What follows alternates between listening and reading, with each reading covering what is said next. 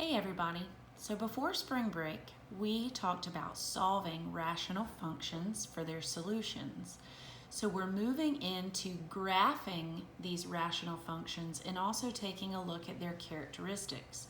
These are the same kind of characteristics that we did when we were in Algebra 1, maybe like with quadratic functions, exponential functions, any other function family that we have talked about.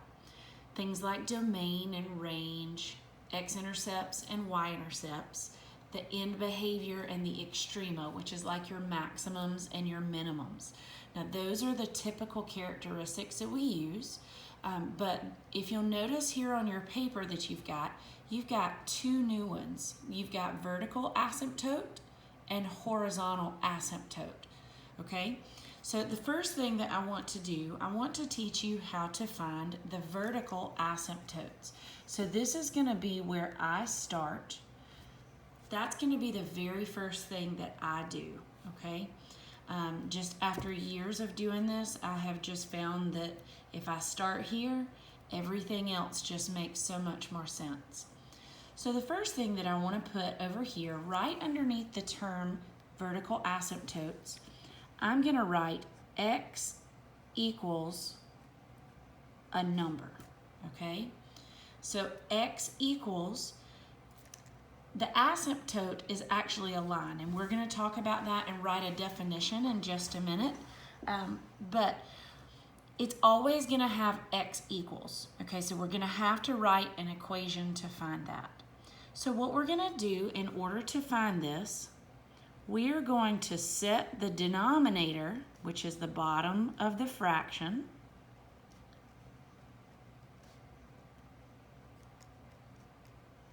we're going to set the denominator equal to 0, and we're going to solve. Okay? So my denominator for this function that I'm working with, I have f of x equals x plus 2 over x minus 2. I'm going to take the denominator, which is x minus 2. I'm going to set it equal to 0. Now, if you remember, when we were solving, when I set x minus 2 equal to 0, that gave me my excluded values. Those were the values that we know were not possible for my solutions. Well, it's connected here. And when I am finding my excluded values, that is actually going to give me my vertical asymptotes. So here I'm solving for x. I'm going to add 2 to both sides. So what I end up with is this line x equals 2. Now, if it's called a vertical asymptote, that obviously means it's going to be a vertical line. So up and down. Okay, I'm going to come right here to where x is equal to 2. Now that happens on the x-axis, and I'm going to draw a vertical line, a dashed line, down through the x value of 2. So because it's dashed, that means it's not an actual part of the graph, but the definition of an asymptote, and let's write that up here.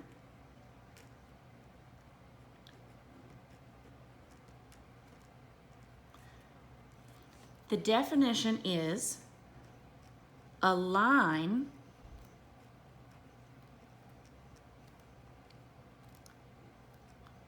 that a graph approaches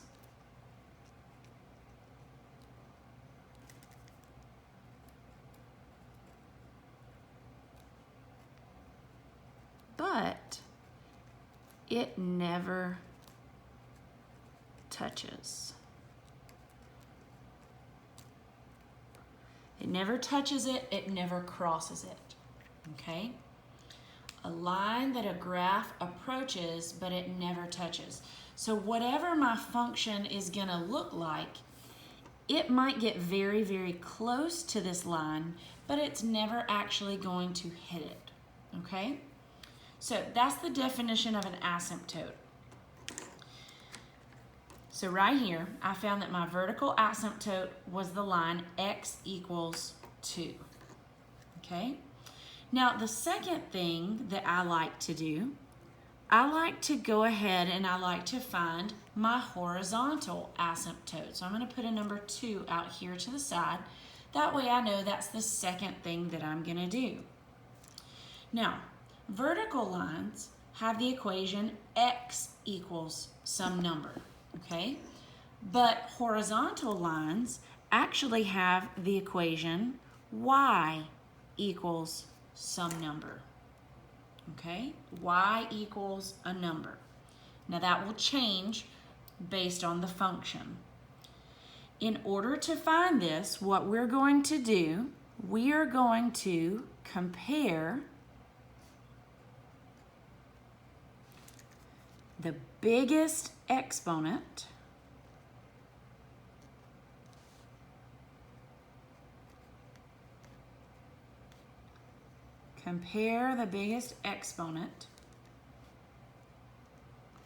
on the top and the bottom of my fraction. Now I wrote it like that and I'm calling it top and bottom. We know this is the numerator and this is the denominator, okay?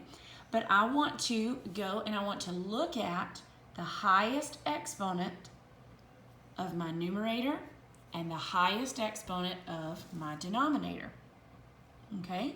Now, in order to do that, I've got this little acronym, and that's going to help us remember what our horizontal asymptotes are, okay? And this acronym is Bobo Bots eats DC. Bobo Bots eats DC. Now, each of these letters stands for something, okay? Bobo, let's start with that. This stands for bigger on bottom.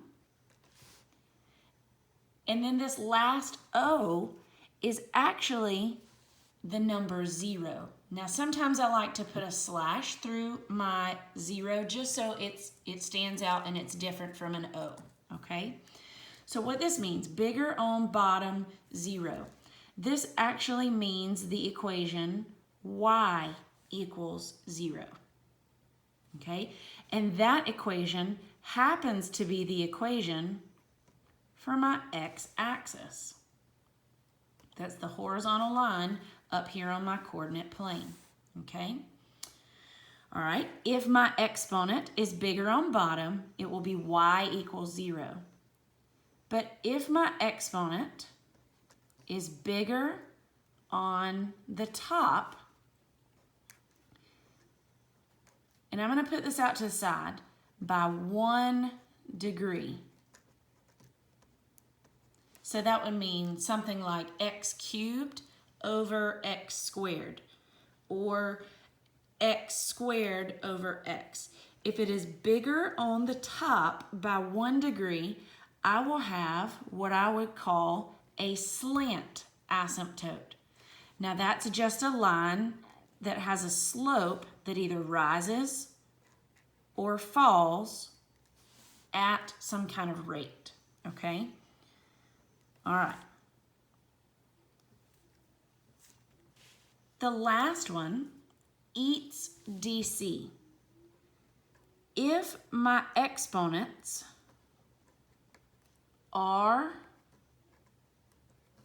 the same, if my exponents are the same, I am going to divide my coefficients. Okay? Now the coefficients, remember, are the numbers out in front of my variables. So I'm going to come up here and I'm going to take a look at my function. I have x plus 2 over x minus 2. So I'm going to come and I'm going to write in my understood exponents of 1, okay? If there's nothing written there, we understand it to be 1. 1 on the top and 1 on the bottom. It's not bigger on the bottom. It's not bigger on the top. My exponents are the same. So what I'm going to do here, I'm going to divide the coefficients. So that would be the numbers that are out in front of these variables. Again, because there's nothing written, it's understood to be 1. So I'm going to divide my coefficients. I know that I'm going to divide the number 1 by the number 1. Well, what does that equal? That equals 1. So y equals 1 is my horizontal asymptote for this function. So I'm going to come up here to my coordinate plane and I'm going to graph this line. Y equals 1. That happens on the y-axis. So I'm going to come plot a point right there, and then I'm going to draw a dashed horizontal line. Again, this is an asymptote, so it's dashed. It's not actually a part of the graph. It's just kind of a guideline to where I'm going to be able to plot the rest of my function. Okay? All right. So we have covered how to find the vertical asymptote and the horizontal asymptote. Well, everything is connected here. This vertical asymptote actually is a big help to me when it comes to finding my domain, okay? So my domain is going to be the third thing that I find, okay? Domain is my x values. Okay, now we know this from Algebra 1 on through, okay? It never really goes away, so here we go. If I am reading my graph from left to right, okay, the only place that my graph cannot touch is going to be where my asymptote is. Well, my asymptote is here at the x value of 2. So really, the graph could be anywhere else. So what I'm going to say is that my domain is all real numbers, but my x value cannot equal 2. And that's it. Simple as that. If you'll look right here at your vertical asymptote and look at your domain, you'll see that it's pretty much the exact same thing written, except we're restricting our domain so that it's not allowed to touch this, okay? So I'm pretty much just pulling the 2 from here and putting it up here also. Also connected are my horizontal asymptotes and my range. So my range is going to be the fourth thing that I find. If my domain is my x values, then I'm going to remember that my range are my y values, okay? Now, my range I read from bottom to top. Now, if I'm reading this from bottom to top, there is only one place that my y values cannot touch, and that would be right here on my horizontal asymptote. Okay, so again, if y is equal to 1, if that's the equation for my asymptote, I know that it cannot touch that, but it can be anywhere else. So all real numbers where my y value is not equal to 1. Remember, there's a restriction there. Okay? Now, the next thing I want to talk about is notation. I am totally fine with this right here, okay? But some of you may be going to pre-calculus next year, and our notation may be a little bit different. We have done this in the past. We actually did it with our polynomial functions first semester. If I'm writing my domain in interval notation, I have to remember that's where I can use my parentheses or my brackets, okay? The parentheses mean that my value is not included, and my brackets here would mean that the value is included. Well, the only thing for my domain that cannot be touched is the value of 2. So what I'm going to do, if I read my graph from left to right, okay, it's coming from negative infinity. It stops at 2. 2 is not included. And then it picks up again on the other side of 2 and goes to positive infinity. And typically between these two intervals, I'm going to draw a little U, which represents union. Okay, and we know that union is joining multiple things together. Same thing goes for my range. The only value that cannot be touched is 1. So if I read from bottom to top, the only break that I have in my graph is at the y value of 1. Okay, so 1 is not included, but it's everything on either side of it. Okay, here we go. To find my x-intercepts, okay, this is going to be the 5th thing that I find, okay? Now, when I write an x-intercept, I have to remember that it's an ordered pair. So it's going to be in this format. Now, when I have an x-intercept, that's where the graph is going to hit the x-axis. My y value is always going to be 0. So my coordinate is always going to be some number, comma, 0. Okay? So jot that down. In order to find the x-intercepts, I am going to set the numerator equal to 0.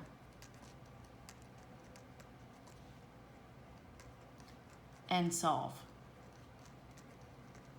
Okay? Now, just a little bit ago, I set the denominator equal to 0 and solved it to give me my vertical asymptotes. But if I set the numerator equal to 0 and solve, that is going to give me my x-intercept. So right here, if I take x plus 2, set it equal to 0, and I solve, I'm going to subtract the 2 from both sides, okay? And that gives me x equals negative 2. I want to be really careful. I don't want to write x equals negative 2 because to me that is the equation of another vertical line. I want to write in the negative 2 value for my x coordinate and then 0 for my y coordinate. And that is going to be where my graph crosses the x-axis. I'm going to go ahead and I'm going to plot that. Start here at the origin, go back to, plot that point. Okay? All right, the next thing I'm going to do is find my y-intercept. Now, when I found my x-intercept, my y-coordinate was 0. When I'm finding my y-intercept, which again is another ordered pair, so it will have this format, the y-intercept hits here on the y-axis. Well, for every single point on the y-axis, my x-coordinate is 0. And then wherever it hits the y-axis is going to be where I put my number. Okay? So I'm going to make a little note here. I'm going to say when x equals 0, I want to ask myself, what is the y value? Okay? Well, if I look at my function, I've got a couple of places that have an x. So what I can basically do is just substitute it in. I have x plus 2, and I have x minus 2. Well, in the place of x, I'm going to substitute a 0. What is 0 plus 2? 2. And 0 minus 2 is negative 2. Well, this right here can simplify, and that simplifies to give me negative 1.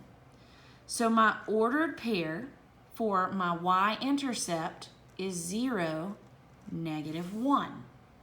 I'm going to go ahead and I'm going to plot that. I'm going to start here at the origin, and I'm going to come down one ordered pair, and I'm going to plot that point. Okay? At this point, you haven't seen what any kind of picture looks like. So what I want to do, I want you to grab your graphing calculator, okay? And I want you to go to y equals, and whatever you may see there, if you will, clear that out, okay? So what we're going to do, we are going to type in our function that we've got, okay? There's a couple of ways that you can do this. Some of the calculators have this capability of doing fractions. For those of you who have those kind of calculators, just a reminder, if we do alpha y equals, I see number 1 allows me to type in a fraction. So I would just hit enter, and I would type x plus 2 over, just arrow down, x minus 2. Okay? So there's my function. Make sure that it looks like this in your calculator. Okay, if it doesn't look like that, then our picture's not going to turn out right. Okay? Now, some of you, your calculator may not let you do the fraction. So I'm going to clear this out. For you, we're going to open up parentheses.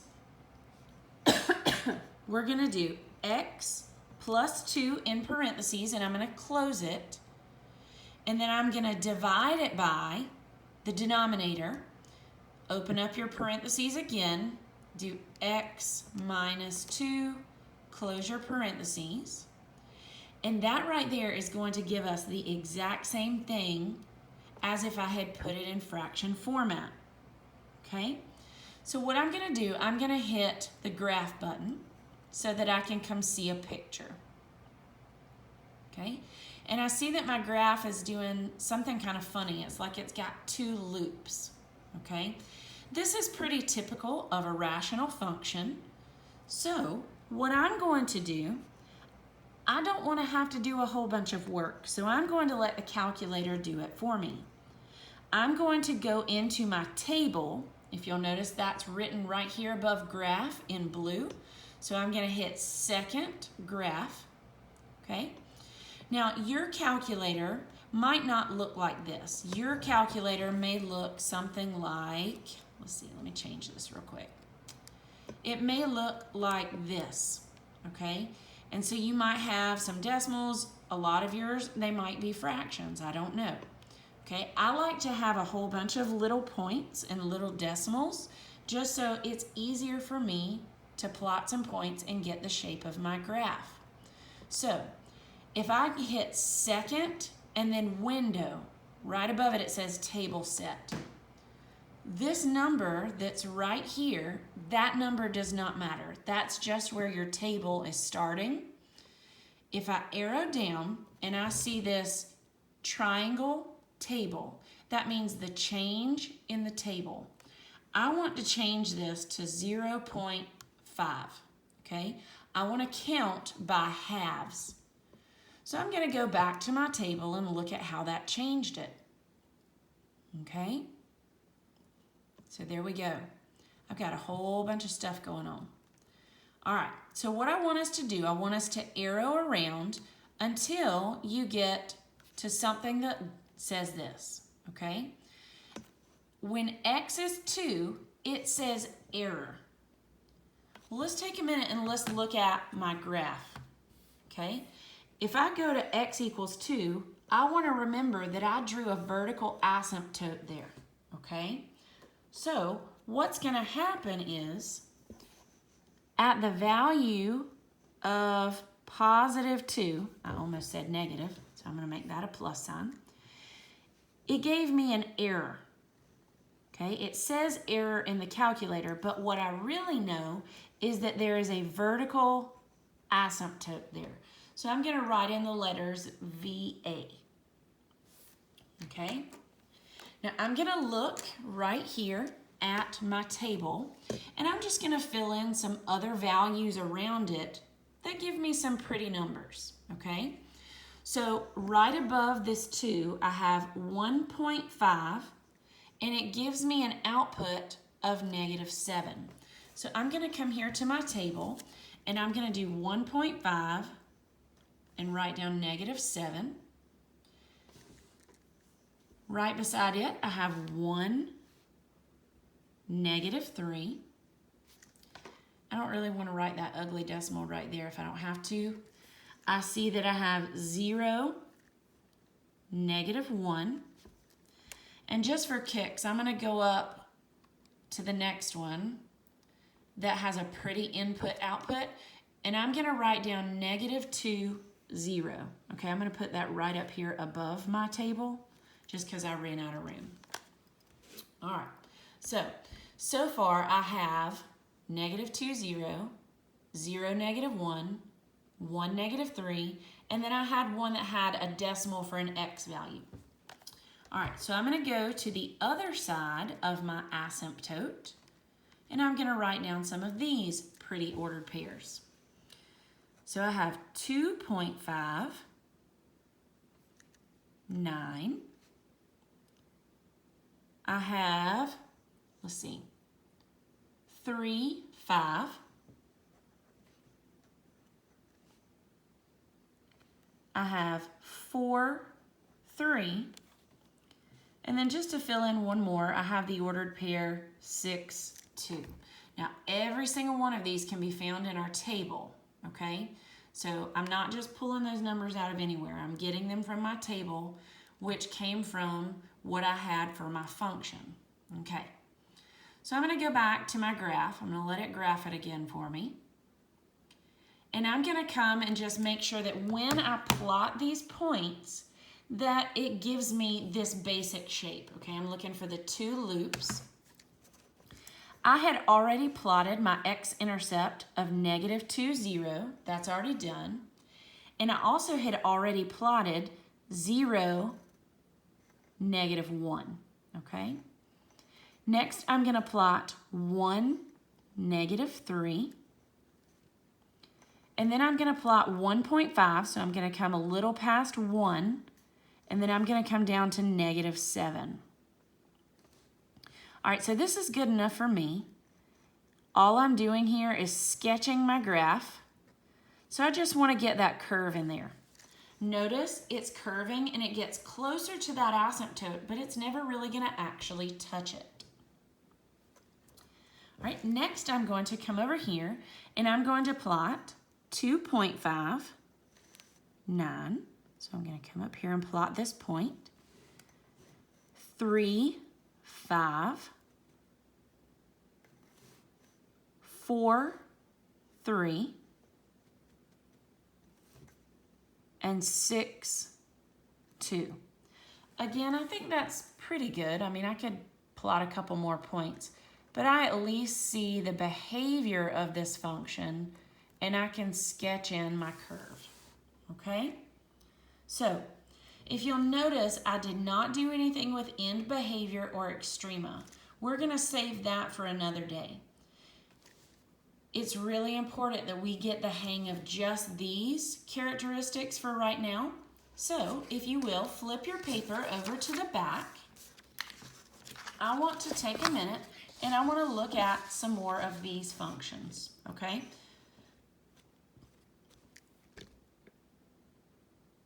Okay. Here we go.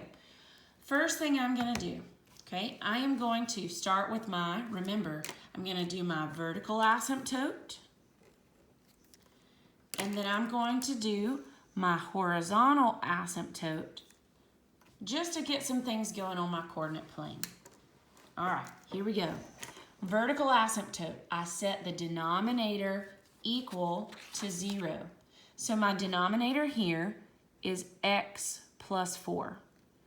I'm going to set that, I'm going to do that right here underneath this. Okay, and I'm going to subtract 4 from both sides. So that gives me the equation x equals -4. So I'm very quickly going to come up here to my coordinate plane and go backwards till I get to x is -4. Now if it's a vertical asymptote, I have to remember that line is going to be up and down.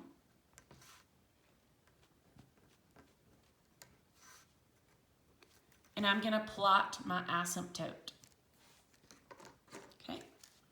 Next, I'm going to check out my horizontal asymptote. This is that acronym on the front of our paper, the Bobo Bots Eats DC. So what I want to do, I want to compare the exponents, the highest exponent for my numerator and my denominator. Well, both of these again have a highest power of 1. So, if my exponents are the same, I'm going to divide my coefficients. The coefficients are the numbers that are out in front of the variable. That happens to be 1. Okay, so right here underneath this horizontal asymptote, I'm going to write eats DC. Exponents are the same. Divide coefficients. My coefficients were 1 divided by 1. So that asymptote is just y equals 1. So I'm going to come and I'm going to plot a horizontal line going through the y value of 1, which is right there. Okay, so I've got my asymptotes. Give you a second to get those sketched. Okay, now I want to remember my connectedness, okay? My vertical asymptotes are connected to my domain. So my domain is the third thing I'm going to find. It can be every number except where this vertical asymptote is. So I'm going to say all real numbers, but x cannot equal -4. Okay. Then my range, my y values, okay, this is going to be the fourth thing that I find. Okay, it can be everything except where that horizontal asymptote was, which was y equals 1. So I'm going to say that my range is all real numbers, but y cannot equal 1.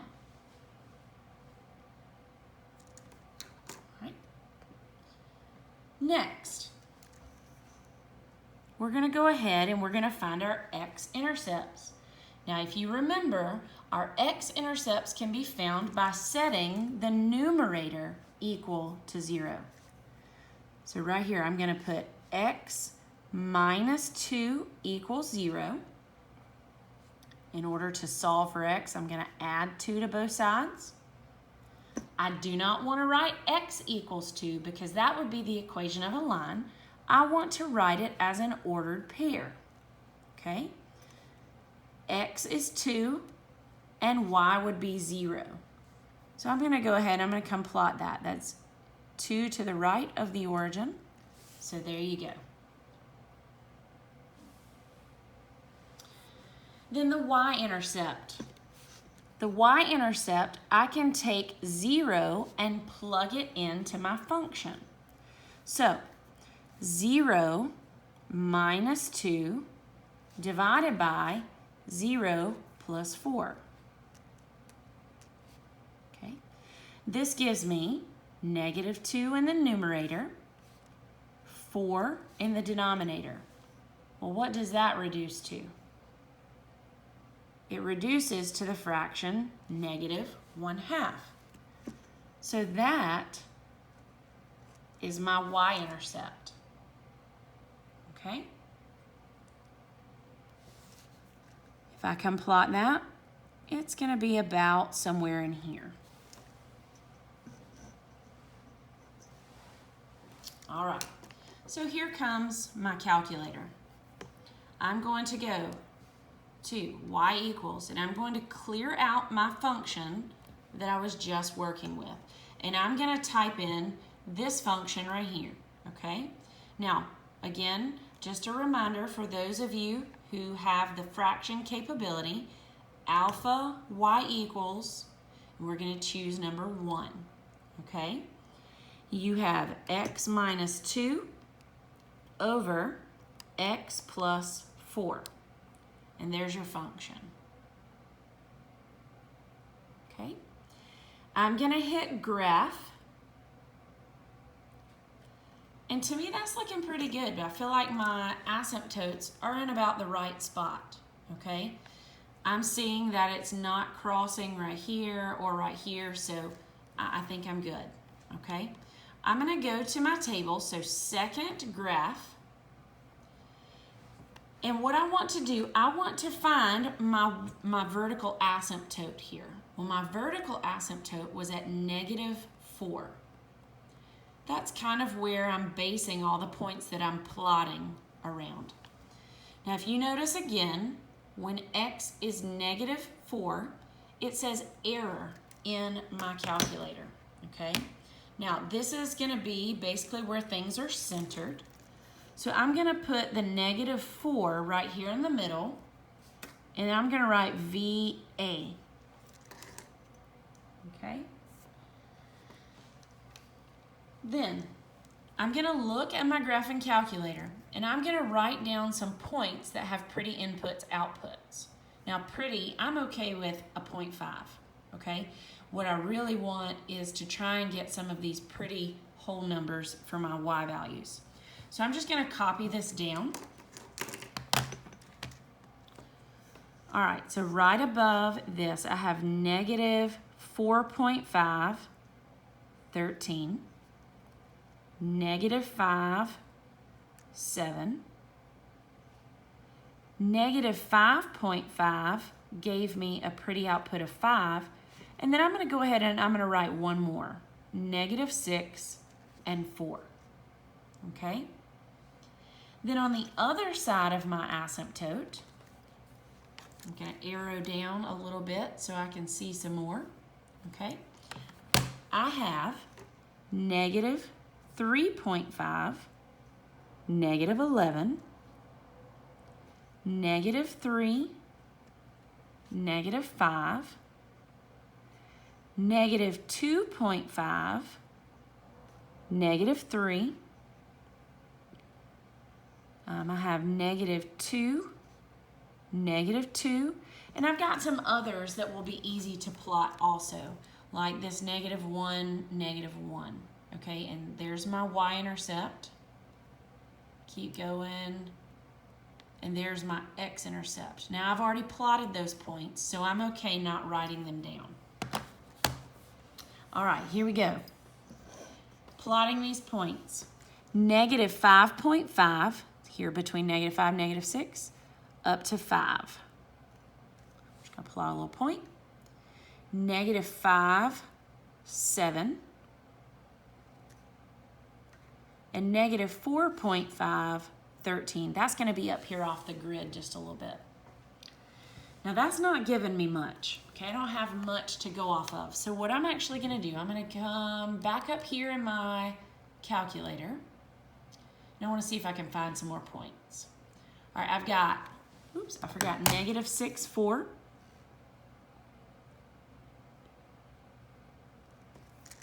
Let's see if we can find some more. -7, 3. And then I have -8, 2.5. -8, 2.5. I feel like that gives me enough. It gives me the curve. So I'm going to sketch this, making sure that I go very carefully through those other points. Then I'm going to come over here to the other side.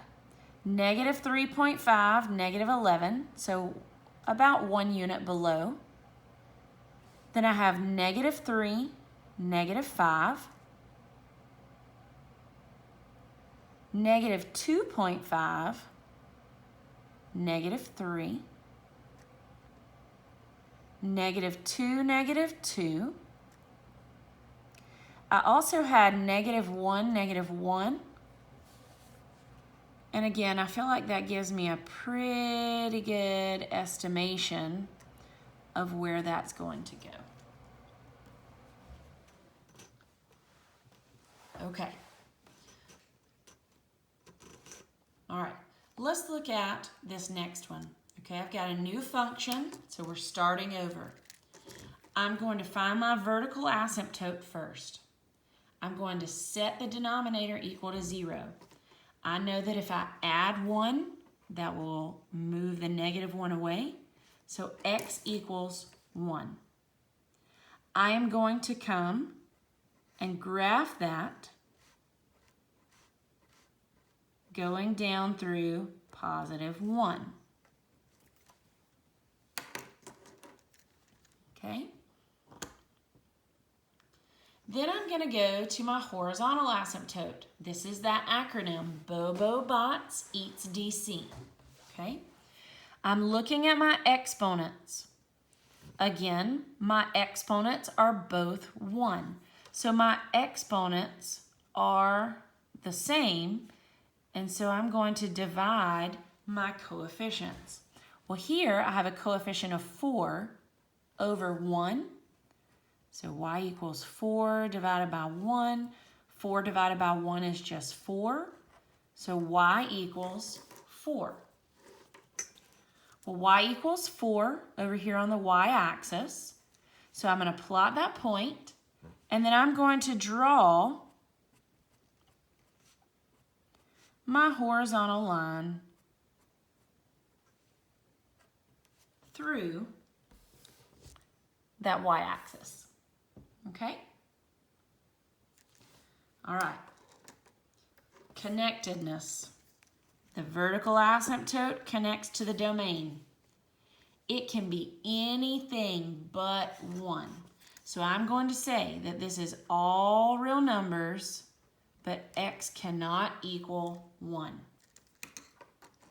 Here, this is connected to my range.